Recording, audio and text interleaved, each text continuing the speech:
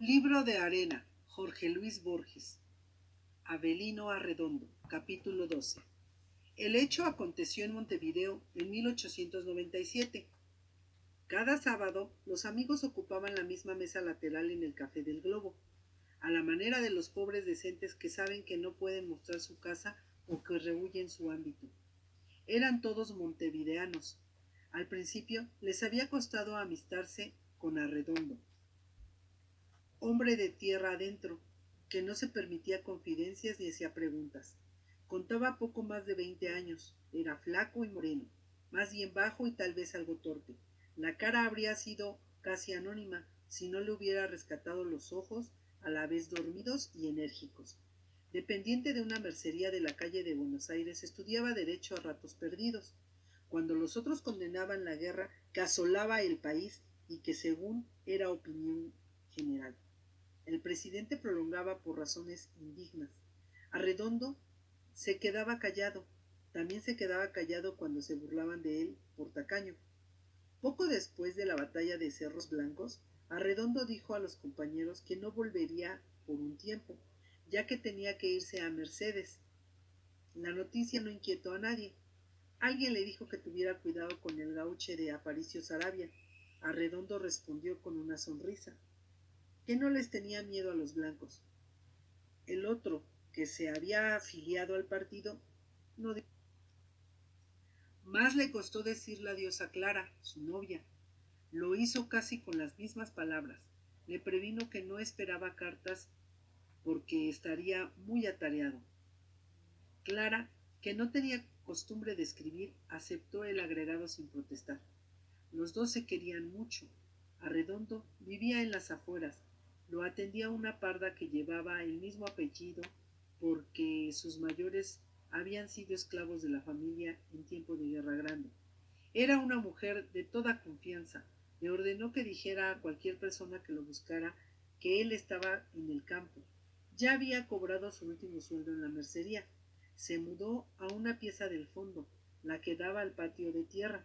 La medida era inútil, pero lo ayudaba a iniciar una reclusión que su voluntad le imponía. Desde la angosta cama de fierro, en la que fue recuperando su hábito de cestear, miraba con alguna tristeza a aquel vacío. Había vendido todos sus libros, incluso los de introducción al derecho. No le quedaba más que una Biblia, que nunca había leído y que no concluyó. La cursó página por página, a veces con interés y a veces con tedio, y se impuso el deber de aprender de memoria algún capítulo del Éxodo y el final de Eclesiastés. No trataba de entender lo que iba leyendo, era libre pensador, pero no dejaba pasar una sola noche sin repetir el Padre Nuestro, que le había prometido a su madre al venir a Montevideo. Faltar a esa promesa filial podría traer. Sabía que su meta era la mañana del día 25 de agosto. Sabía el número preciso de días que tenía que trasponer. Una vez lograda la meta, el tiempo cesaría, o mejor dicho, nada importaba lo que aconteciera después. Esperaba la fecha como quien espera una dicha y una liberación. Había parado su reloj para no estar siempre mirándolo, pero todas las noches, al oír las 12 campanadas oscuras, arrancaba una hoja del almanaque y pensaba un día menos. Al principio quiso construir una rutina, matear, fumar los cigarrillos negros que armaba, leer y repasar una determinada cuota de páginas, tratar de conversar con Clementina cuando ésta le traía la comida en una bandeja, repetir y adornar cierto discurso antes de apagar la candela.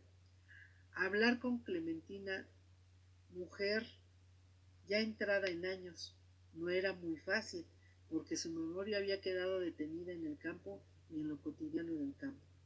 Disponía asimismo de un tablero de ajedrez en el que jugaba partidas desordenadas que no acertaban con el fin.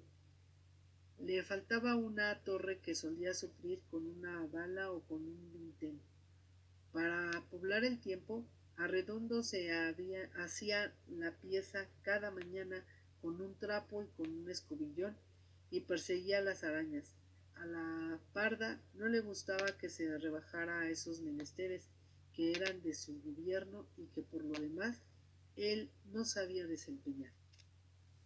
Hubiera preferido recordarse con el sol ya bien alto, pero la costumbre de hacerlo cuando clareaba pudo más que su voluntad. Extrañaba muchísimo a sus amigos y sabía sin amargura que éstos no lo extrañaban, dada su invencible reserva. Una tarde preguntó por él uno de ellos y lo despacharon desde el zaguán. La Parda no lo conocía, Arredondo nunca supo quién era. Habido lector de periódicos, le costó renunciar a esos museos de minucias efímeras. No era hombre de pensar ni de cavilar. Sus días y sus noches eran iguales, pero le pesaban más los domingos. A mediados de julio conjeturó que había cometido un error al parciar el tiempo, que de cualquier modo nos lleva. Entonces dejó errar su imaginación por la dilatada tierra oriental, hoy ensangrentada por los quebrados campos de Santa Irene, donde había remontado cometas. Por cierto, petizo Tulliano, que ya habría muerto por el polvo que levantaba la hacienda cuando la arrean los troperos, por la diligencia cansada que veía cada mes desde Fraiventos con su carga de baratijas, por la bahía de la Graciada, donde se desembarcaban los 33, y por Hervidero, por Cuchillas, montes y ríos, por el cerro que había escalado desde la Farola, pensando que en las dos bandas de plata no hay otro igual. Del cerro de la bahía pasó una vez al cerro del Escuto y se quedó dormido. Cada noche la virazón traía la frescura propicia al sueño. Nunca se desveló. Quería plenamente a su novia, pero se había dicho que un hombre no debe pensar en mujeres, sobre todo cuando le faltan. El campo le había acostumbrado a la castidad. En cuanto al otro asunto, trataba de pensar lo menos posible en el hombre que odiaba. El ruido de la lluvia en la azotea lo acompañaban. Para el encarcelado o el ciego, el tiempo fluye aguas abajo, como por una leve pendiente. Al promediar su reclusión, Arredondo logró más de una vez ese tiempo casi sin tiempo. En el primer patio había un aljibe con un sapo en el fondo. Nunca se le ocurrió pensar en el tiempo del sapo, que linda con la eternidad. Era lo que buscaba. Cuando la fecha no estaba lejos, empezó otra vez la impaciencia. Una noche no pudo más y salió a la calle. Todo le pareció distinto y más grande. Al doblar una esquina, vio una luz y entró en un almacén. Para justificar su presencia, pidió una caña amarga. Acodados contra el mostrador de madera, conversaban unos soldados. Dijo uno de ellos: ustedes saben que está formalmente prohibido que se den noticias de las batallas. Ayer tarde nos ocurrió una cosa que los va a divertir. Yo y unos compañeros de cuartel pasábamos frente a la Razón. Oímos desde afuera una voz que contravenía la orden. Sin perder tiempo entramos. La redacción estaba como boca de lobo, pero lo lo quemamos a balazos al que seguía hablando. Cuando se cayó, lo buscamos para sacarlo por las patas, pero vimos que era una máquina que le dicen fonógrafo y que habla sola. Todos se rieron. Arredondo se había quedado escuchando. El soldado le dijo: ¿qué le parece el chasco, parcero? Arredondo guardó silencio.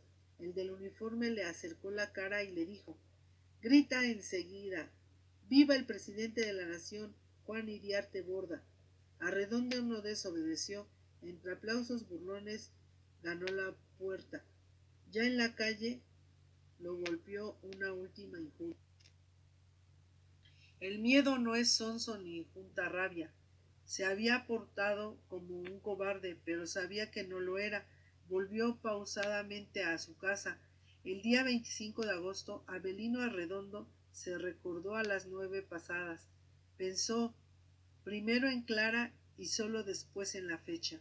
Se dijo con alivio: adiós a la tarea de esperar. Ya estoy en el día. Se afeitó sin apuro y en el espejo lo enfrentó la cara de siempre. Eligió una corbata colorada y sus mejores prendas. Almorzó tarde. El cielo gris amenazaba llovizna. Siempre se le había imaginado radiante. Lo rozó un dejo de amargura al dejar para siempre la pieza húmeda. En el zaguán se cruzó con la parda y le dio los últimos pesos que le quedaban. En la chapa de la ferretería vio rombos de colores y reflexionó que durante más de 2 meses no había pensado en ellos.